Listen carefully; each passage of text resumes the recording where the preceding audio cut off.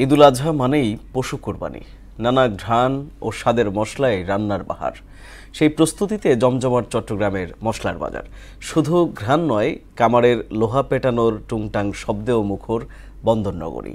কোরবানির ঈদের আগে তাই অন্যরকম এক প্রস্তুতিতে ব্যস্ত হয়ে উঠেছে বাণিজ্যিক রাজধানী। রিয়াজউদ্দিনের প্রতিবেদন, জানাচ্ছেন তাহসিন তারিন।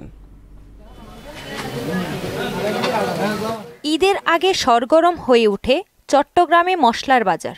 এলাচ, দারুচিনি, লবঙ্গ, জিরাসহ সব ধরনের মশলায় যেন লুকিয়ে থাকে উৎসবের গল্প। এইবার মুখে হাসি অনেকের, কারণ দাম আছে নিয়ন্ত্রণে।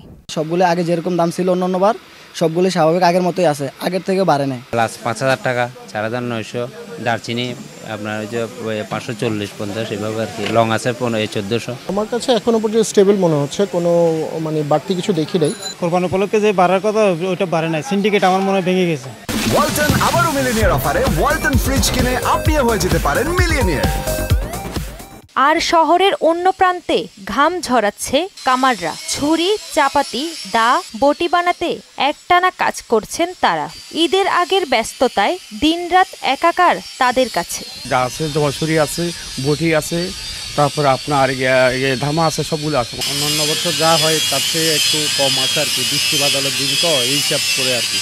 কামাররা জানেন, ঈদের সময় ছুরিতে ধার না থাকলে ফিকে হয়ে যায় উৎসব। তাই পশু কোরবানির এক একটি সরঞ্জাম তাদের কাছে যেন এক একটি শিল্প। ছুরি কিনতে আনছি, ছুরির দাম মাত্র 200 টাকা। গত বছর এই দামে নিচ্ছি, এই বছর এই দামে নিতেছি। চট্টগ্রামের বাতাসে ঈদের আগে বেজে ওঠে এক অদ্ভুত সিম্ফনি। একদিকে মশলার ঘ্রাণ, অন্যদিকে লোহা পেটানোর শব্দ। এই শহরে ঈদ আসে শুধু ধর্মের ডাকে না, ঘামের প্রতিশ্রুতির আর শ্রমের গানে। তাহসিন তারিন, মোহনা সংবাদ।